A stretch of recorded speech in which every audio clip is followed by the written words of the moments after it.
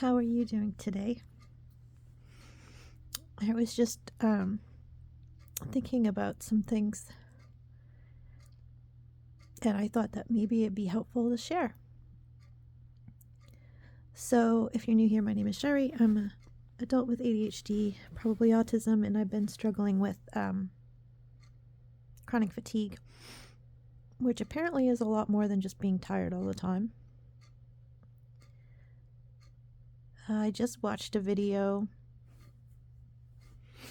that moved me, and sorry for the shaky camera. I was just like crying. It was a near-death experience of this young woman, and what had happened to her.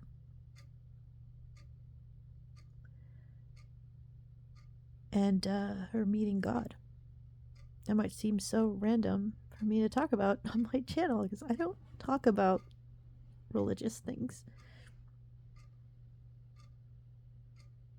And her apologize. She was just a kid. She's a baby. She was like 17 or something. And she must have done some drugs or something that made her heart stop. And she was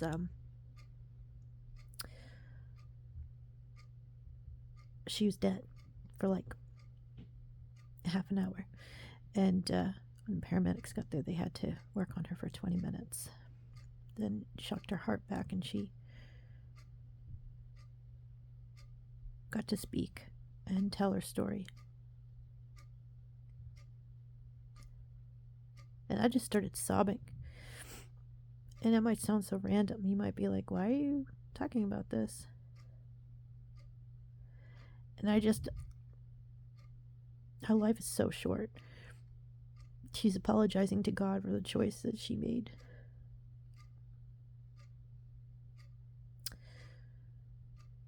I don't know why that moved me so much. I just started sobbing. It made me think of all my loved ones who's passed away.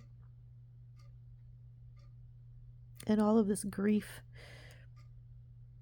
this grieving I think I've been holding inside for years. And it just made me wonder how much being sick is connected or affected by unresolved trauma or grieving. It's funny, you think that you come to terms with things. People, it's like a part of life, people you love pass away, you get older, things that you wanted to do, you can't because life is funny like that. But you have enough of those experiences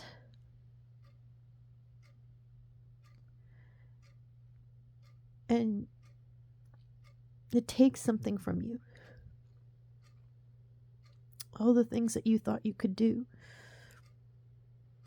someday are no longer available. The stuff you take for granted when you're young.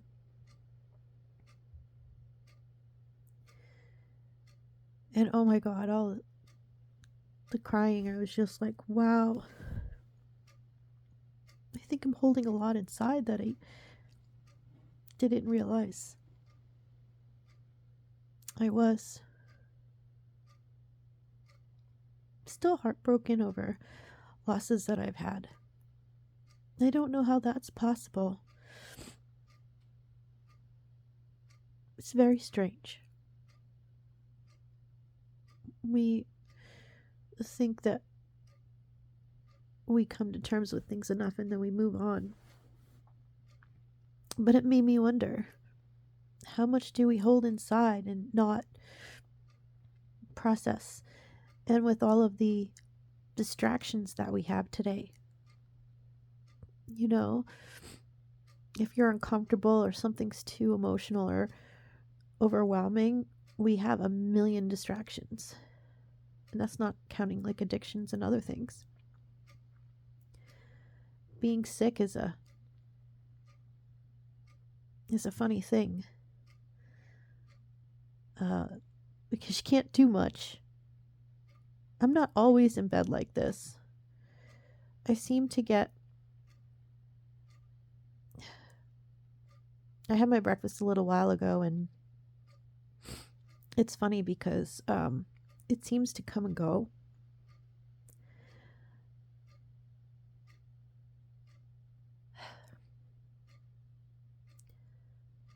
If I have a really big meal or I eat something that's upsetting my stomach, I might be in bed for a while.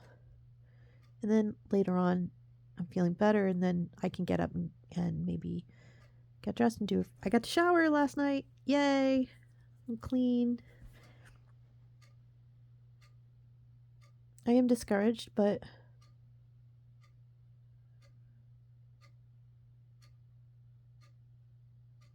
the things I was just thinking about had me wondering, like, wow, how much am I holding inside of me that I'm not even aware of, that I can let go?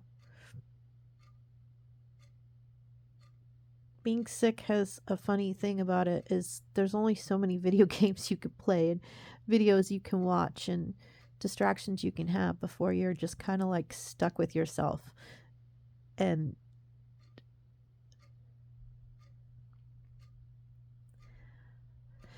definitely don't think it's the cause. I think it's more complicated than that, but it's not helping. It just made me wonder, like, what kind of like radical self-acceptance or healing can someone do to let go of all the things we hold inside? Anger towards people who maybe once hurt us, that we don't realize we never let go of. Or I'm just being general. I'm not talking about any specific thing.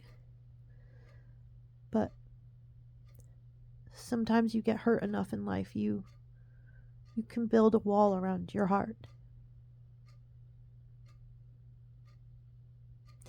And you move on and you heal and you work and you meet new friends and have new relationships, and there's other things going on in your family, and people get married, people have kids,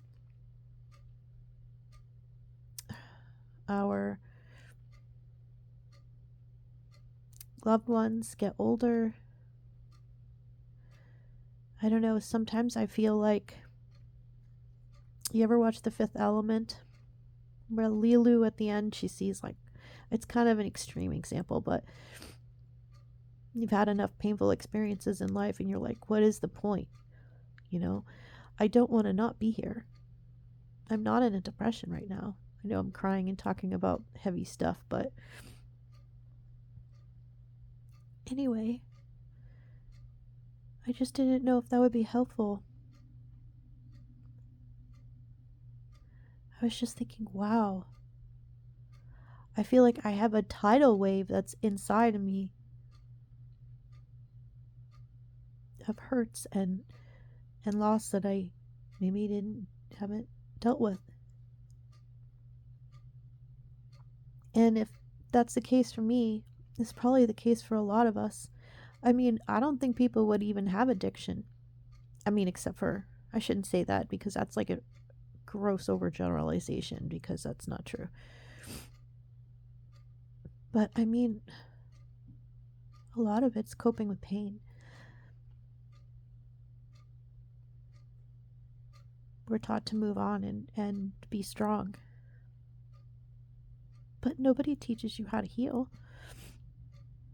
So if you're struggling, just know you are a beautiful person and you have a right to be here and you have a right to heal. And regardless of how you find that path, whether it's through counseling or church, if you're a religious person, maybe or spiritual person, maybe it's through community.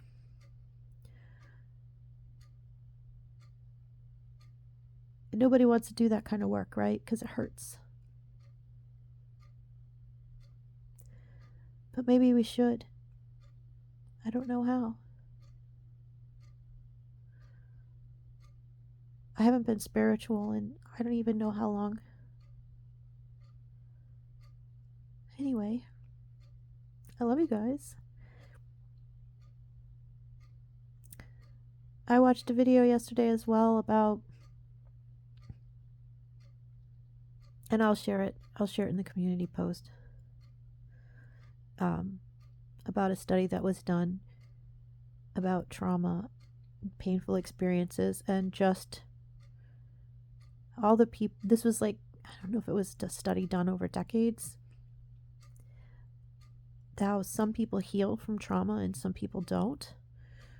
The one thing the ones who healed had in common, it wasn't about therapy, it wasn't about so many things that we think of. It was that they wrote things down, and they didn't have to process it or come to terms with it. They just, something about the act of writing it down, like journaling.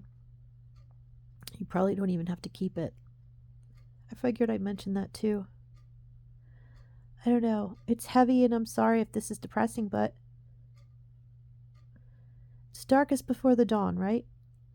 If you're struggling, for me, I'm sick and I can't work and it's depressing, but I don't know, that just really struck me.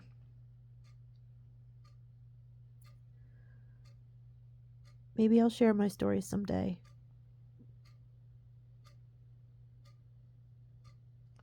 Well, I mean, we all go through things, and that's just mine. So if you feel like you've been hanging on, white knuckling it, and eventually you get into burnout like me, and you're neurodivergent and you have ADHD or autism, and you sense that there might be some grieving or some healing that you haven't done that's been overwhelming you, which is all of us. You grow up in a world that's designed for other people and your brain doesn't work quite the same way. Day in and day out, it's like one frustration after another. It never lets up. That builds up its own special kind of frustration and anxiety that never really goes away. So that takes a toll. But if you find yourself struggling, forgive yourself and know you deserve to be happy. There has to be a reason. We're not machines. We can't go through painful things, but that's part of life too. There's also joy and beauty. But I don't know. I guess I thought of it because this whole time I've been in burnout, and probably like the last year or two, I'm like, I just felt like something's been wrong or off. And I haven't felt like myself in a very long time. Like I'm me, and like when I'm working and I'm with the public, I'm fully me, and I'm not. It's a distraction too. Like I can focus on other people and I want to help other people. I feel lighter in that sense, I feel happy. But I don't think that I take the time to heal me, take care of me. So maybe being sick forces you to do that.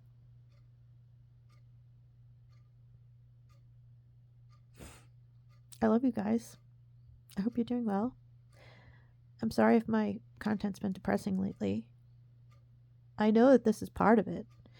I know that we're all at some kind of point like this at some time in our life. Maybe this is some kind of crossroads for me, or just maybe the fact that the situation just lends itself to, if I'm stuck here anyway and I can't really work, maybe that's the transformation part.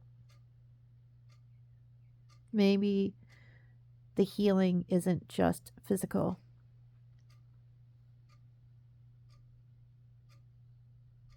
I'm not like super religious, but I might start praying because I just feel lost.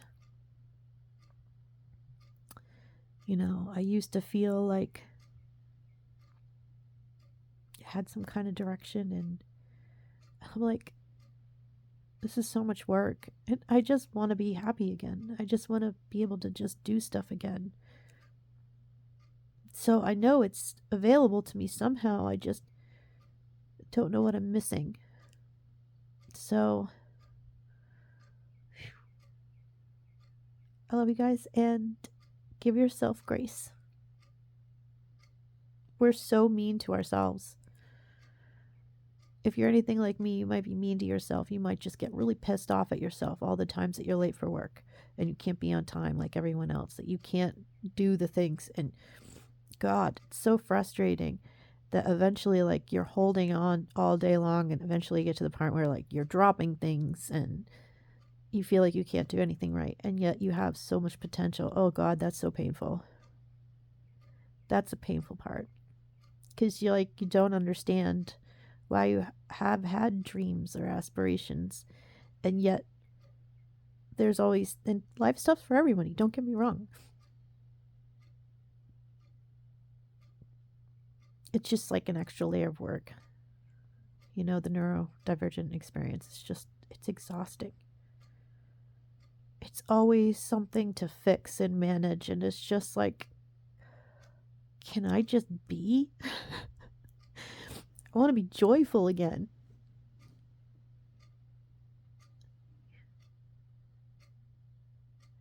Yeah, sometimes you can have just a certain kind of losses that you have enough of them and they disorient you. So, have you guys gone through that? I love you guys. I'll talk to you soon. Take care of yourself. Bye.